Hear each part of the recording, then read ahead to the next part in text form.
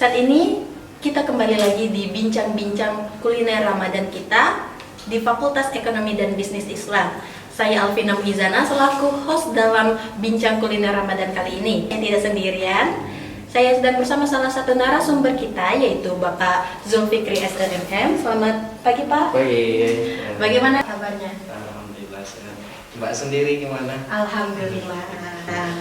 Nih Pak, kita kan sedang ada di podcast kuliner Ramadan. Nah, hari ini tuh temanya itu yaitu wakaf uang untuk kesejahteraan bangsa.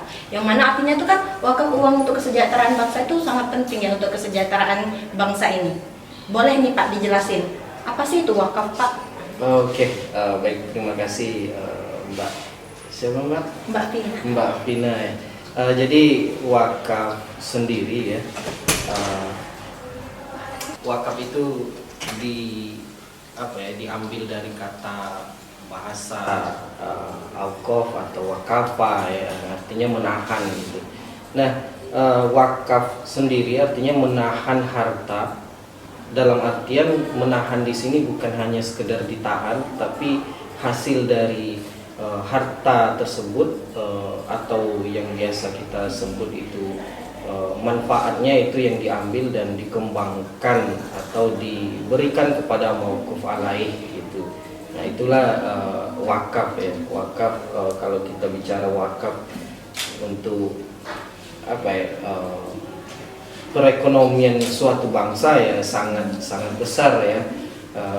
Kenapa? Karena wakaf sendiri itu salah satu Islamic Social Finance yang tentunya sudah ada sejak zaman Rasulullah dulu. Bahkan keberadaannya itu bukan cuman sekedar memberikan dampak kepada satu atau dua orang, tapi banyak sekali dampaknya. Bahkan negara-negara maju yang sekarang itu sudah mulai mempertimbangkan wakaf gitu. Ternyata itu memang sangat penting ya Pak untuk kesejahteraan bangsa ini.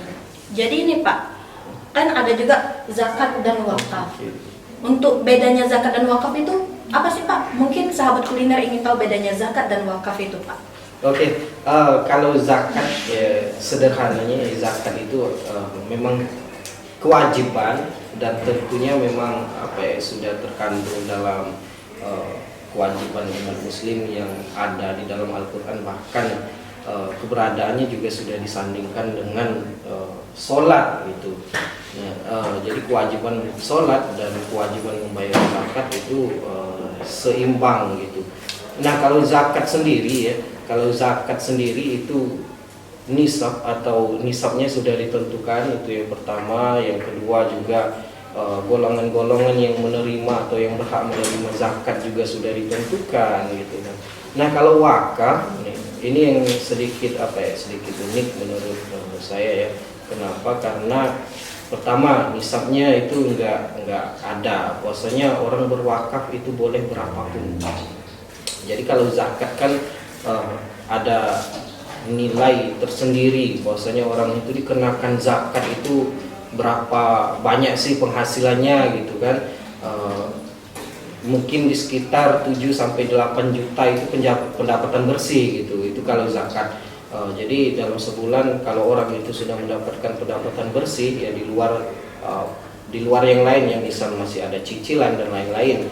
Kalau masih ada cicilan atau hutang itu didahulukan dulu hutangnya gitu, baru dihitung apakah masih mencapai nisab 7 sampai 8 juta gitu dalam sebulan. Kalau masih mencapai artinya dia wajib mengeluarkan zakat. Nah, kalau wakaf itu nggak ada yang semacam itu. Orang boleh berwakaf, ini kalau kita bicara wakaf uang ya. Wakaf uang, orang boleh berwakaf uang itu 1.000 pun boleh gitu, 500 rupiah pun boleh. Jadi nggak ada batasan yang mengatur berapa banyak sih wakaf uang itu harus dikeluarkan, nggak ada gitu. Bahkan 1 juta pun nggak masalah gitu. Gimana dengan wakaf yang lain, wakaf misal wakaf atau bergerak dan tidak bergerak yang lain. Nah, misal kayak wakaf tanah gitu kan. Wakaf tanah juga nggak ada batasan, kira-kira harus 1 hektar atau 2 hektar, nggak ada. Orang boleh berwakaf tanah satu hektar boleh gitu kan. Jadi kalau dulu wakaf itu masih dikenal sebatas apa ya, orang menyebutnya 3M gitu. Masjid, madrasah, dan makam gitu ya. Nah kalau sekarang itu karena perkembangan zaman gitu kan, dan itu memang nggak ada larangan, fatwa ulama juga memperbolehkan ada yang namanya wakaf uang, wakaf melalui uang juga. Nah ini ada beda lagi nih, wakaf uang itu apa, wakaf melalui uang itu apa gitu. Jadi kalau wakaf melalui uang artinya objeknya itu sudah ada, objeknya sudah ada dan sudah ditentukan, misal ada pembangunan masjid gitu kan. Kira-kira kalau misalkan saya mau berwakaf, orang lagi bangun masjid, kalau mau ke toko bangunan kayaknya nggak ada waktu gitu kan, beli semen dan lain-lain. Sepertinya saya boleh nih berwakaf melalui uang yang nantinya ya dibelikan semen gitu kan oleh si nazirnya gitu.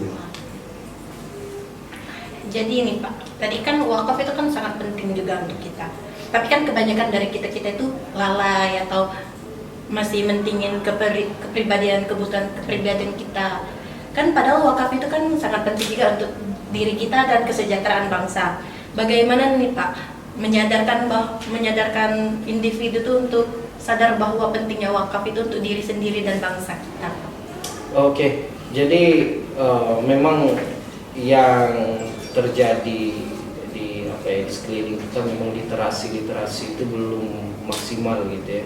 Jadi mungkin strategi atau langkah yang terdekat mungkin bisa diambil, misalnya kan kita punya banyak masjid ya, mungkin dari mulai dari pengabdian dulu nih ke masjid, misal satu minggu targetnya satu masjid kita literasi nih, maksudnya pentingnya wakaf. Jadi bukan, kalau kita kan kalau di masjid mungkin hanya sebatas zis gitu kan, zakat, infak, sedekah, ternyata di situ juga bisa wakaf. Karena kenapa? Perekonomian masjid itu juga salah satu perekonomian yang tidak bisa dianggap remeh gitu. Kenapa? Karena di sekeliling masjid itu bisa dijadikan sebagai sektor atau tempat berkembangnya perekonomian yang bisa didanai dengan melalui wakaf uang tadi. Nah mungkin dari segi sosialisasi tersebut bisa digerakkan gitu kan. Dan juga dari BWI sekarang juga sudah mulai gencar ya melakukan literasi dan alhamdulillah kalau nggak salah itu nazir wakaf itu sudah mencapai sekitar 1.200 di Indonesia. Artinya itu sebuah terobosan yang sangat baik gitu, karena kemajuan ekonomi Islam kita di tahun-tahun ini semakin pesat gitu. Gitu sih Mbak. Jadi ternyata literasi itu juga sangat penting untuk kita untuk sadar akan pentingnya wakaf itu. Pertanyaan tadi itu mungkin sekaligus menutup podcast kita pada hari ini, dan mungkin di kesempatan lain kita akan bisa melanjutkan materi tentang wakaf ini. Dan untuk teman-teman sekalian, semoga ilmu tadi membawa manfaat bagi kita ke depannya. Dan jangan lupa untuk berwakaf untuk kepentingan kita dan bangsa kita. Terima kasih. Wassalamualaikum warahmatullahi wabarakatuh.